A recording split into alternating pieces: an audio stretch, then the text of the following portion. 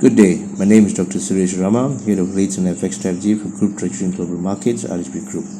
Today I would like to talk on the subject of different probable scenarios that could affect the trajectory of interest rates, the dollar and ringgit, as well as market positioning in US Treasuries and the yuan in light of US presidential elections. In the base case, we are assuming the global economy to recover to a growth of 5.2% in 2021 before moderating to 4.2% in 2022 from a contraction of 4.4% in 2020. This assumes that social distancing will continue into 2021 but will subsequently fade over time as vaccine coverage expands and therapies improve. Local transmission is assumed to be brought to low levels everywhere by the end of 2022. Similarly, ASEAN countries' GDP will also bounce back in 2021 before moderating in 2022. Here, we are assuming the Fed will only raise rates in 2023.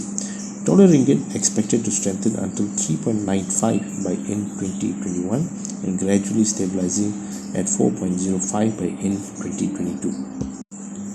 In the exceptional but plausible case, we are assuming that the vaccine may not be available in the first half of 2021 and the impact of quantitative easing is diminishing. As most countries have run out of stimulus measures, it results in a slower than expected recovery in global and ASEAN economic growth.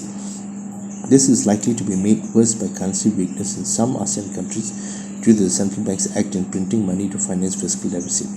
Dollar ringgit seen to weaken from 4.15 by end of 2020 to 4.5 by end of 2021 and remaining weak at 4.45 by end 2022.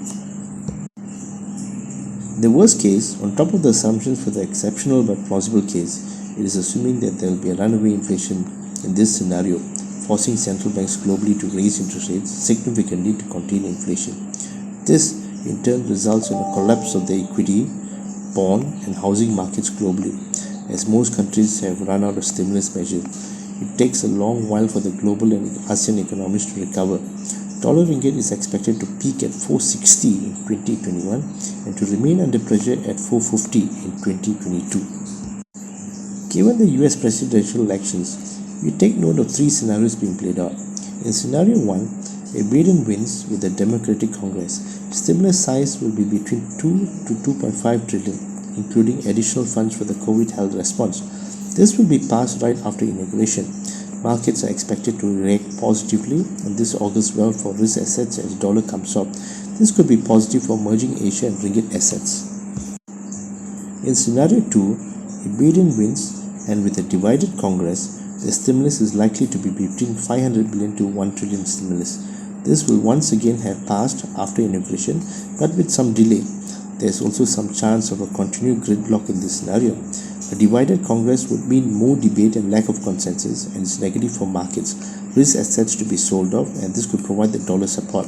It is negative for emerging Asia and sell-off in Asian asset classes as well as bias against Asian currencies. In scenario 3, whereby Trump wins and with the divided Congress, which is currently the status quo, expect the stimulus to be between 1.5 to 2 trillion. This will be passed since neither side gains an advantage by waiting for a new government to form.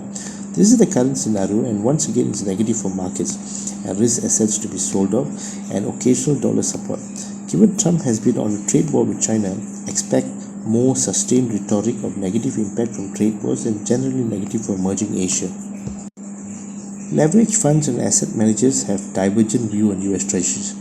The 20 trillion US Treasury market is showing signs of life after months of sleepy trading as opposing bets on how the economy will perform clash amid fresh worries over COVID-19 and jitters over presidential election.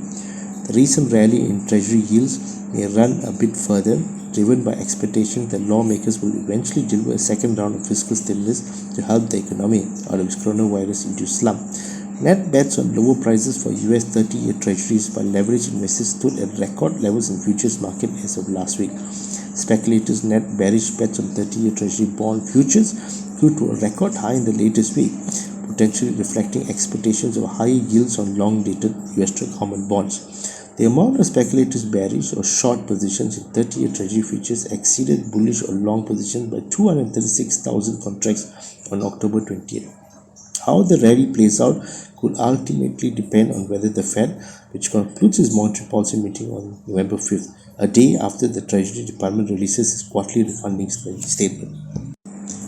Recent rally in Chinese yuan is due to speculative bets that Joe Biden will win the White House presidential elections on November 3rd and bring a steadier tone to rocky Chinese-US relations.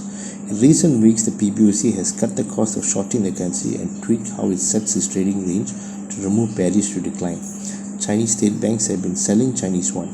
Those efforts to follow 5 straight months of Chinese yuan gains, driven by resilient exports and foreign capital inflows into China's cheap bonds and surging stock. The Chinese yuan is up almost 7.5% against the dollar since lows in late May. I hope this podcast has been beneficial. Thank you and have a good day.